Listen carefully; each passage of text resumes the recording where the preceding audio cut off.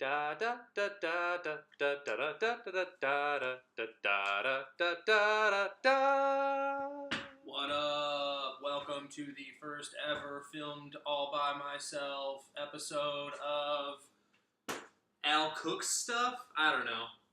We'll figure that out. Today I just had this random. Well, not today. I've had a desire to do so for a while. I wanted to make some tabbouleh. And I forgot the one thing that I was going to use to make it a little extra special. So I'm going to grab that as I talk and project my voice. Where is it? There it is.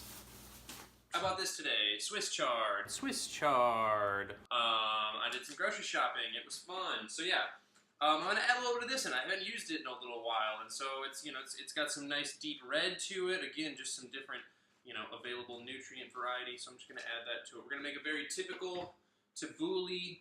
High up there. Tomatoes, parsley, cucumber, lemon or lime, garlic, blah, blah, blah, blah, blah, olive oil. Yeah, so it's going to be pretty typical as far as all of that goes, but then we're going to add in just a little bit of this chard here, because why not? I know, I'm off camera, I'm doing this a little bit. I had everything prepped because this was the first one I was going to do just fully solo, and I was like, well, I'll have everything ready. Usually I don't want to have everything ready because I want to show the whole process, but this time I did not. So yeah, that's what's going on now. Let me just clean these guys up real quick. So I had an inkling today to actually act upon my desire to make some tabbouleh because, again, I'm always looking for different ways to get raw vegetables into my diet. I do eat a lot of cooked vegetables. I'm kind of not super worried about getting cooked vegetables into my diet. I do pretty well. I can manage. If I can cook something in butter and some spices, there's pretty much nothing I won't eat, except for maybe okra. I do not love okra. Yeah, if you fry it in a bunch of batter and stuff like that, it's kind of okay. You're gonna hear some animal noises because it's just me in the house today, and they're gonna probably attack me. Not attack, but you know what I mean. Okra's gross. So I wrote down a little bit of instructions today because I've never made tabbouleh today. Tabbouleh. So being from Michigan, there's a large Middle Eastern population. I love Middle Eastern, Mediterranean food. There's a little blend over. There is some differences in Mediterranean and some Middle Eastern. But tabbouleh is just something where it's just a lot of vegetables. Again, how do I get more raw vegetables in there? How do I maybe upgrade it from just being something that is nutritious and tastes good, but there's nothing wrong with just making tabbouleh. But maybe throw a little Swiss chard in there. Maybe throw some other, another leafy green in there to just kind of give it a little bit more power to it. So again, I've never done this before. Wrote down some loose instructions. We're gonna just kind of start doing the thing. I mean, the big thing that we're gonna be doing here is we're gonna chop all of these things up. I don't really have. I don't even have that much cooking supplies right now because, well, I'm just kind of poor and I moved a lot. I moved a lot and I left a lot of all that stuff behind. So, and I don't feel like going out and buying a bunch of cookware because I don't always use it. So today I actually might mix my little preparation in my wok after it's done. We'll have to use nice soft utensils to mix that around to make sure that I'm not damaging my wok, but I also have these, so when I cut things up. So, one of the main things that we're going to be doing, and this might take, I'm sure there's a better process for this, and some other people will have that process. I'm just going to kind of start de-stemming our parsley a little bit here, and just get that guy going. Again, kind of showing the whole process. So I apologize maybe if people are like, what the heck, I just wanted to see a cooking show where you show me how to make tabbouleh. There's plenty of places out there you can find out where to make tabbouleh. I'm not, hi, making tabbouleh brought to you by some white guy in America. No, there's plenty of places where you can find out how to make tabbouleh and stuff like that. This is not about that, and I guess I should probably just stop talking about whatever this whole thing that I'm doing here is. But as this is new, and if this is the beginning of the video, if you were looking to just know how to make tabbouleh, you turned this off a long time ago. Because you quickly realized it's not just about making tabbouleh. So I got an idea today. Tabouleh, and then you can put some other things in that are a little heavier. I definitely could have used kale in this one because citrus fruits are going to help to break down any of the roughness, the toughness of that bitterness of kale. It's not going to eliminate it. It's not going to make it all go away, but it will help quite a significant amount to just get rid of some of that bitter aspects of kale and some of the other heavier greens there. So if you want to try incorporating using some citrus and some vinegars and things like that, help to break down some of our foods. Why did I do that? Why did I do that? I just threw that in the wrong pile.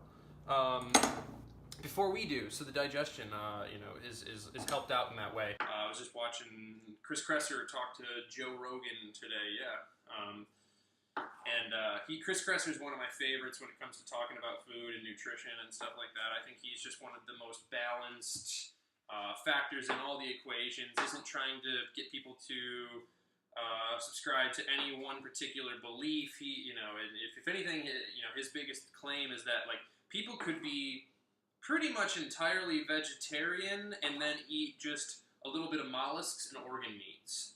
So, a little bit of liver, a little beef liver, chicken liver, just heavily nutrient-dense foods. And then same with mollusks. They were talking about how he found, when you look for, he's trying to put together a database of just the most nutrient-dense foods and look for, so if he wants to put together a database of foods as far as if you want to know where you can get the most vitamin A, where you can get the most zinc, selenium, whatever these things might be, you can look that up and he will have a ranking of the foods that will have, highest sources. He's going to factor in bioavailability because he's an intelligent man, and it's not always just about what the plant has, it's about what's available to the body. So as I'm chopping this, up there, talking to you guys, I definitely just kind of had it grabbed together and pinched, but I was aware of where my fingers were in there. I kept feeding it in front of where I knew my fingers were, so I was very aware of what was going on there, just for the record. So please also do the same. I'm not gonna flood my videos with, cooking safety and stuff like that. Again, you kind of should know. Even this might not even be the best technique or standard, but I'm really just trying to chop this up as finely as I can. And so I'll kind of resort to all means, because when you kind of just don't have that little bit of front push, it maybe doesn't chop everything all the way through as solid. If you have a big enough knife and you can grab that without thinking your fingers are going to slip under it and become part of the next chop or something like that, which you have to be pretty uncoordinated to do. And I'm not saying that we're above safety things or safety precautions, but you know your limits. Know your limits. Know your limits. Take your own risks. That's on you, not me. So this was supposed to be close to 2/3 of a cup of parsley, right? So I'm going to throw this in here and kind of see where I was at with that. And the reason I'm not that concerned about that is because I'm going to add this Swiss chard, and that's going to be part of the combination as well. Again, all my surfaces are very clean, so I don't care that I'm just taking things right off the counter, right into my food mixture here. I clean my kitchen thoroughly, and I trust my my surfaces here. So if you don't, that's a whole different thing. I've lived in a house that I've cleaned thoroughly, and I just still never trusted it all that much. So it's supposed to be 2/3 of a cup. We are, roughly-ish, but it's really not all that much. But we're also going to do a lot of cucumber. We're going to do tomato. So now I'm just going to keep doing the greens. So I want a little bit of this in there. You don't want to hide away from the some of the thicker parts. And there's probably, this is the beautiful thing for me. What was I talking about? I was talking about the vegetarian diet, blah blah blah blah. I think I finished that stuff up. I don't know. I'm just I'm paying a lot of attention to making sure I eat nutrient-dense foods, but I'm not going to sit here and go, ooh, Red, you need this nutrient, you need blah blah blah blah blah. I just don't. I'm not going to be the one doing that for you. If that is what you want, you can find that other places. I highly recommend people like Chris Kresser, like Dr. Rhonda Patrick. I also would highly recommend Mark Sisson. His company is the Primal Kitchen. Primal Blueprint is one of his books, or it's part of his company, whatever. You know, he's kind of taking the primal thing, which is good. You know, Chris Kresser talked about what was wrong with the idea of talking about, you know, paleo stuff and people taking the term paleo. So, you know, I don't know, just whatever. I just don't care about any of those things. And again, that's kind of why Chris is beautiful. He talks about, you know, well, people think it's just like, well, I'm paleo, I can never eat a potato or a dairy product or a grain ever again. It's just, these things are a little funny, a little comical, you know. I'd like to kind of, I don't want to coin a phrase. I'm not trying to sell anything other than myself here, I guess, but dogma-free cooking. Ideology-free kitchen, like that's, you know, just when your diet ascribes to a specific ideology, that's an issue, because we're gonna blind ourselves to facts and, you know, what's going on just because of our ideology there. So there we go. I have these two things, and that I already know what's in there, so I'm not gonna bother throwing it in there because I'm gonna use this to mix up my my oil, vinegar, oil, garlic, salt, pepper, lemon juice combination for the dressing. So I'm gonna throw everything just into here for now until I think maybe I need a little bit more space to kind of toss things around, which I probably will, and then I will add it to the wok just because it'll be, well, here's the thing. Edit all that out, I'm sure. Back. I want to dry this off. I don't want water in there. I dried everything after I washed it really well because, I mean, I'm not worried about like a little bit of moisture. I just don't want any excess water in there. This is going to be, I'm going to add a very, you know, oil, citrus. I want any of the moisture. It's going to be kind of moistury, you know, very moist dish in general. I want any of the moisture to come from the things I'm using and not just from excess water that was on my vegetables or my utensil here. So that's that. I was talking about like Chris Kresser. I was talking about a bunch of stuff. I don't really know. Oh, my back's been hurting a little bit. Oh my god, yeah, I still have problems. I have a little bit of a problem with my right wrist, and I'm noticing it's a phone computer situation. It's these tiny little movements. I can do stuff all day long with heavier movements and no problems, but like if I'm like scrolling on a phone, it starts getting not great. Whatever, I'm rambling. I use nutrition as my health plan, as my legitimate plan for life. You know, my goal is to not ever need any, I don't have a mind frame where I could even need any type of chemical intervention as far as medications and things like that later on. You know, maybe I'll get something crazy one day and need some antibiotics or something like that, but you know, I really plan on keeping myself pretty exercised and eating pretty well and trying to think pretty well and breathe enough, stretch enough, things like that. I think that's a solid game plan for a good life. And the reality is, the more you can spend your time and money on those things, I do truly believe the more you will save in the long run. Okay, enough of that rambling. All this is already washed. I'm just gonna get rid of the little nub head of that because it's a little bit much. This is gonna be pretty heavy on maybe the cucumber here because I haven't really incorporated cucumber into foods in a while, and cucumber is really good. I'm pretty sure it's really hydrating for us as well. There's some foods out there that might not always be the most like nutritious minerally, but I think cucumber is like very hydrating for us at a cellular level kind of way. So this could even be like a blend of like a tabbouleh / cucumber salad with some other heartier greens in there. So I also I made some quinoa earlier, and I made it with bone broth, and yeah, so that's what's also going to be added to that. You can use bulgur wheat or wheat bulgur, right? Or bulgur wheat is what they typically use, but I'm just like not. I don't know. I went with quinoa. I'm more comfortable with it. I've made it before. I've used it before. Maybe I'll try the bulgur wheat. I haven't really looked into it. And one of the reasons, honestly, just straight up honestly, was like, I don't know if it's glutinous. This is how crazy I am. Like, I don't want to cook with like something that's, you know, got gluten in it right now. But I bought myself wheat tortillas. I did. So, you know, we're all hypocrites. We're all little, you know, we're all doing weird stuff out there. But yeah, I like having some tortillas every once in a while. I really do. You know, I'm not personally all that worried. Maybe if I really felt like I was developing some like serious carpal tunnel in my wrist, then I would. Me personally, I would go on a very serious gluten-free diet. Gluten would be the one thing I would need to cut out, and I would cut out all like wheat and stuff like that. Grains would be the thing I would cut out if I needed. If I right now in my life, I feel that I'm overall very healthy. If I needed to cut one thing out, if I felt like I was like I'm having trouble with some level of inflammation that will not go away in my body, grains are what I would cut out right now. And I don't eat that many grains. I'm just saying, it wouldn't be dairy first.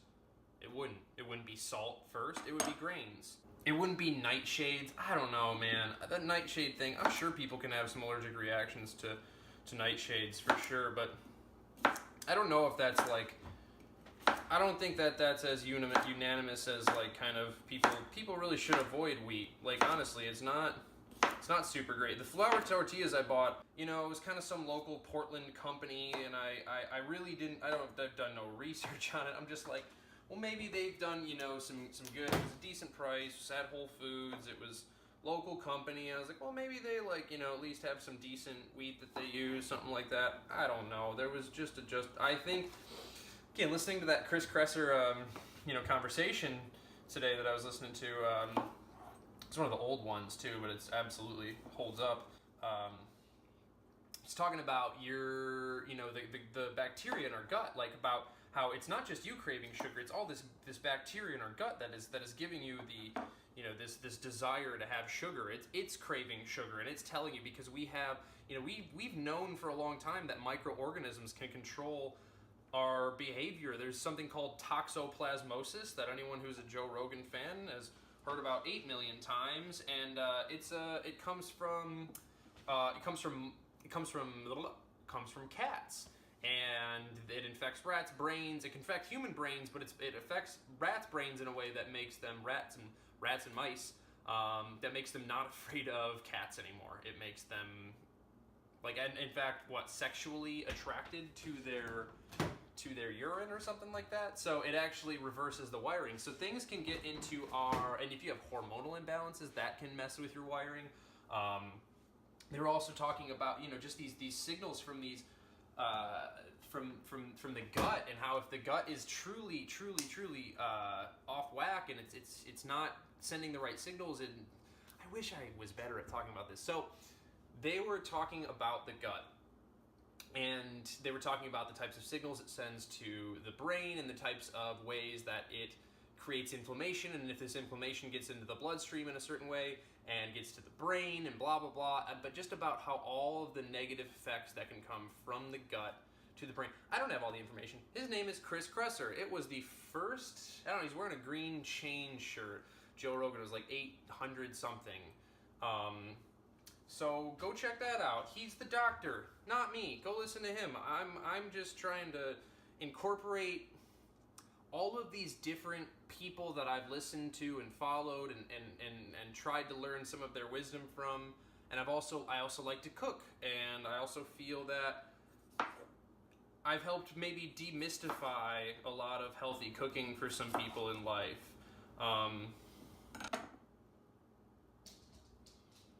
These tomatoes are gross. These are garbage, Whole Foods. What the hell? They're like, they're white on the inside and just like hard. That's a serious bummer.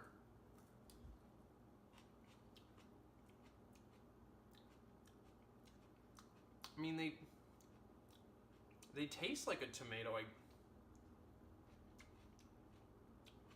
So hard. Sorry. It's probably gross, but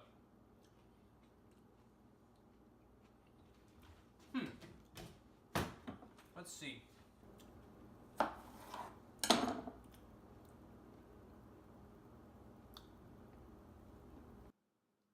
Whole Foods. Shame on you. It still tastes alright. Honestly, it's fine. I'm going to chop it up finely, too. So it'll be okay, but it's just... These were poor quality. That's a little unfortunate. Thankfully, the produce is the cheapest thing about Whole Foods. It really honestly is. And it's the best thing about Whole Foods, honestly. I mean, if you're willing to spend the money for all the other stuff that they offer, then it is a really great place. They do have a lot of checks and balances in the company. They offer. I got fair trade, pepper pack today. That was awesome. I was very excited about that. They have some good quality things if you're willing to pay those prices. But for the average person, oh, that was kind of gross. I could have been cutting into it like I should have been. But I also don't really mind the fact that I'm squeezing out all that crap because do you really want it? Does anyone really want it? Not really. So yeah, Whole Foods I find has a very good price and very good quality of their produce. The quality is very good. Their turnover is very high. So they have a lot of people shop it regularly. So it's constantly being turned over. It doesn't sit for too long. I will say the one downside of Trader Joe's is honestly probably their produce. They have great like packs of spinach and they have like very great convenient like styles of produce stuff. And they have carrots, they have broccoli, they have cauliflower, they have the basic stuff you're gonna need. But they don't have a bunch of kale, like a literal bunch of kale. They only offer some chopped kales and stuff like that. They don't have Swiss chard, at least not regularly. They have bok choy right now, but it's a seasonal.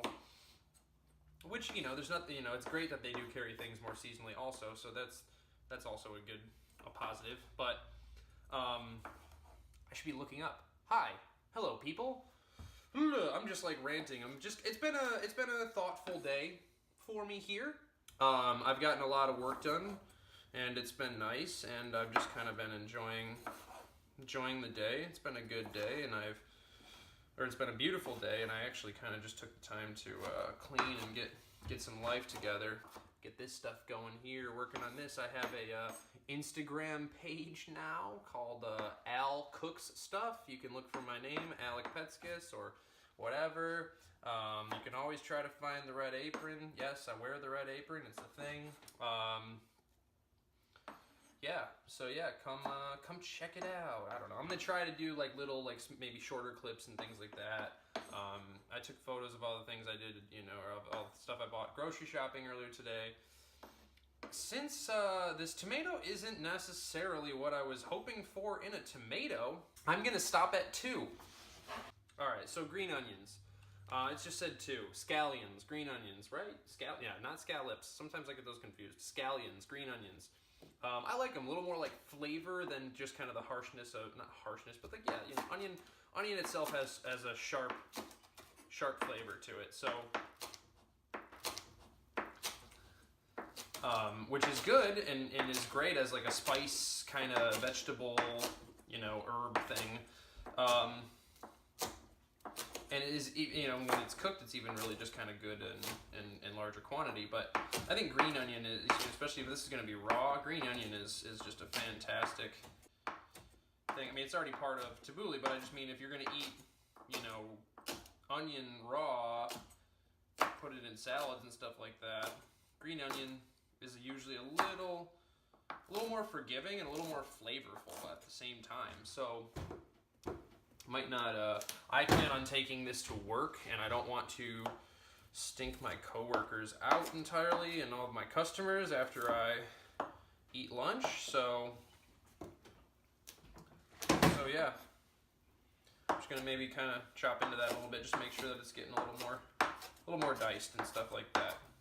Most of this is kind of very finely done. Except for the tomato is a little bit bigger. The cucumber is a little bit bigger. I could have chopped them up a little bit more. I don't care. It doesn't matter to me. Yeah, we all saw that onion miss. I know. This is that's pretty much what's going on with that there. So this, again, a good way to get a good amount of healthy raw vegetables into your diet. Parsley's a good one. Parsley's really high in a lot of nutrients, and it's something that is usually often only used as a spice or as an herb, as a flavor additive of some sort. So it's great that let's use this. It's great that Tabouleh utilizes it in such a substantial manner. That's such a fantastic herb to use. So if you don't have a citrus squeezer, I'm gonna recommend it. They're like 10, 12 bucks, something like that, maybe 14 or so. They're pretty worth it. I like to put lemon and lime into my water, into my drinking water. I think it tastes good, especially when it's just warm out. Lime you're gonna get probably a little less out of, but I'm actually gonna use both the lemon and the lime. So just gonna kind of squeeze that dude out, of course, right? Self-explanatory on that one. If I had a garbage disposal, which, oh man, do I wish I had a garbage disposal. Okay, you can just kind of like shake that off on there. Shake it off, yeah. If I had a garbage disposal, I would throw my peel, whatever. Yeah, my lemon or lime, I would throw that in there, and then I would maybe even some ice that helps clean the blades. So lime, lemon, the citrus can help be kind of a natural cleanser for your garbage disposal. And for once it's ground up that well, it's, the citrus actually is helpful for the pipes, I do believe, as well. So that's something you can always just grind up and throw right down the garbage, like the whole thing. Make sure you take the sticker off.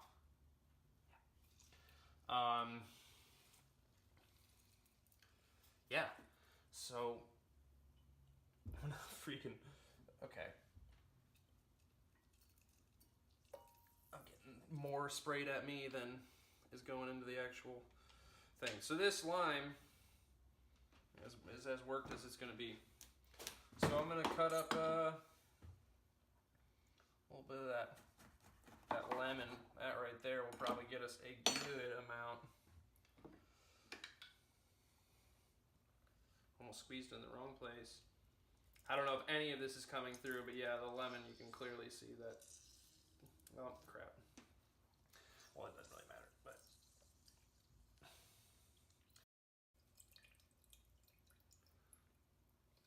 So you wanted about 2 tablespoons instead of that, but I'm not afraid of that. I'll go a little bit more.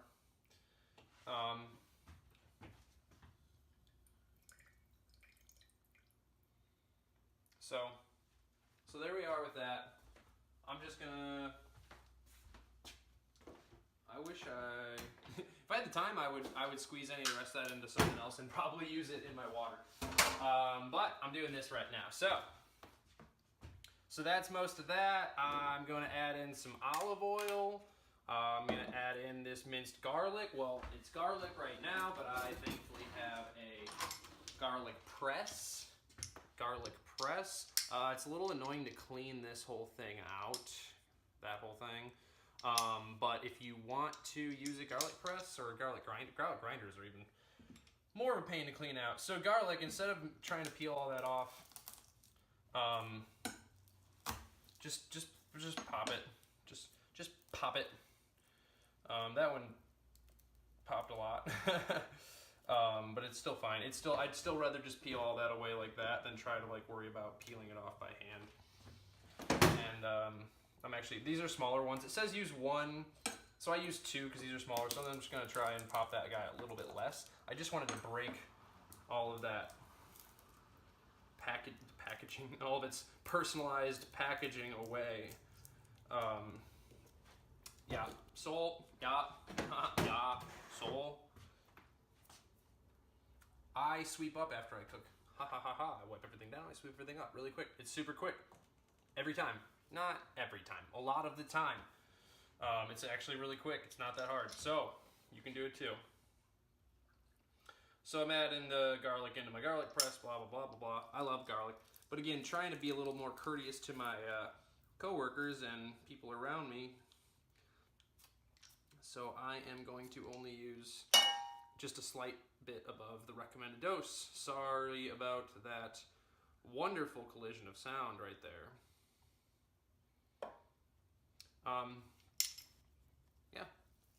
so that's that. I'm gonna grab my little fork here, scrape all that off. So it says kosher salt, and mostly because kosher salt means the size of salt that they wanted you to use. I wonder if I have any salt left in my grinder. I don't know if I do. I don't think I do. What I tried to do is turn my grinder really, really fine, because you can, on those grinders, you can adjust it and it'll, whatever. I'm gonna use just regular Himalayan sea salt. Oh, by the way, this is $2 at Trader Joe's. This is $2. All of their spices are like $1.99. Yeah, it's like $1. If anything, it's like $2.20, $2.30. That might be the highest. This was $7 or $8 at Whole Foods. Yeah, nowhere to buy your stuff. I went there mostly for produce and because my wonderful mother was given these gift certificate things for her work, and she was kind enough to send them to me. Thank you, Mom. Appreciate it. So yeah, that pepper. I have a little bit of pepper already in here. Do that, guy. So that is pretty much like. I know this has all been rambling, and I'm just full of nonsense that trails off. But we're actually pretty much done here. I'm going to start mixing all this, and you're gonna add in some olive oil, and we're gonna whisk that in as well. And I like things oily and fatty, especially I want all those fat-soluble vitamins available in the food here to be to be downloaded and synced to my body. To be available, so that the fat-soluble vitamins have something to help them absorb into the body. So, and it keeps us a little fuller, a little longer. So there we go. So I'm gonna add all that to there. That's kind of what that looks like. You can see it up there probably. Oh. So I'm just kind of, it says whisk in. I don't own a whisk.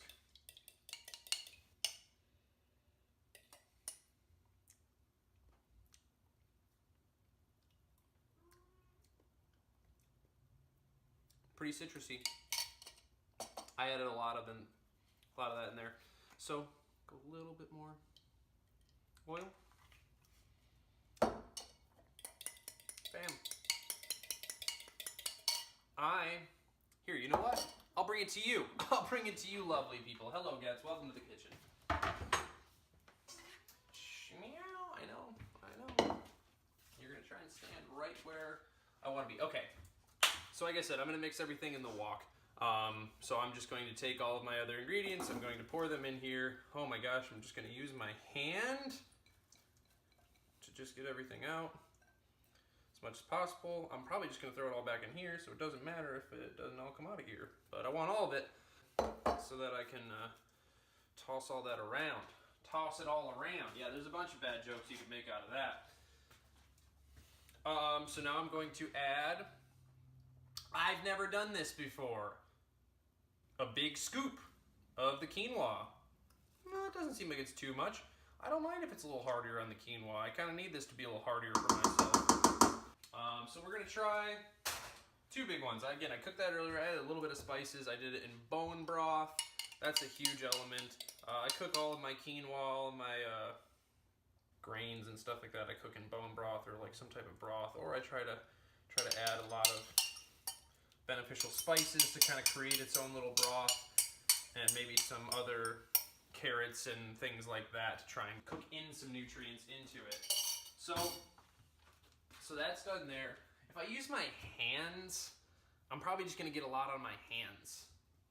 Again, I want to use something that's going to be kinder on there, and I guess that just means my my spatula here. So we're just gonna toss this guy around, and this is our, there she is, folks. You're seeing her come alive as we speak. Tabouleh with some quinoa. I might throw a little more quinoa. I can throw some more quinoa on that. I could throw a lot of things.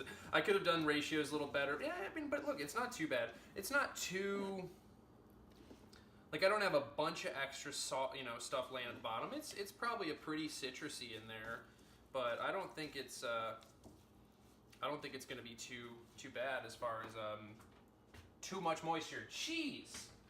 Sometimes you can't just spit it out. So yeah, y'all.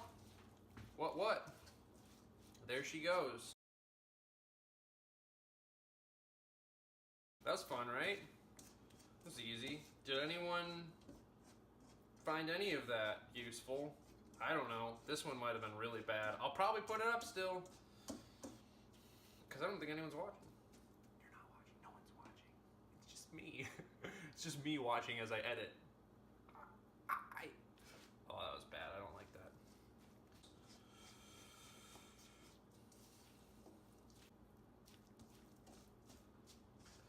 Oh, I miss Matt. You know? You never know, like, how people make you behave and the way they affect you until, you know, you're not around, they're not around. And I just... Why did he have to go to the climbing gym? Actually, I waited for him to be going to do all this because I wanted to try doing it by myself. And it was actually alright. I hope everything's still recording. But yeah, there it is. Okay, I'm done. Alright, I'm done. Final presentation of Alec's Swiss chard, quinoa, tabouleh. Swiss chard's got a little bit of a, just got that heavier green kind of, maybe a little bit bitter side to it. You could do the same thing. You could put collard greens in here. Those are kind of the biggest things that I've used and I'm the most comfortable with. And I should probably expand myself out. But, you know, as far as leafy greens go, yeah, it's great to vary up your diet as much as possible. But, you know, between quinoa, or between kale, collard greens, Swiss chard, broccoli, you know, carrots and cauliflower and spinach, and I like arugula, and I like microgreens. Like, I think I'm doing okay. I think I'm doing all right, to be honest. So I'm not that worried about the fact that I, primarily use, kale and Swiss chard and things like that. But yeah. Voila. There it is. That wasn't great.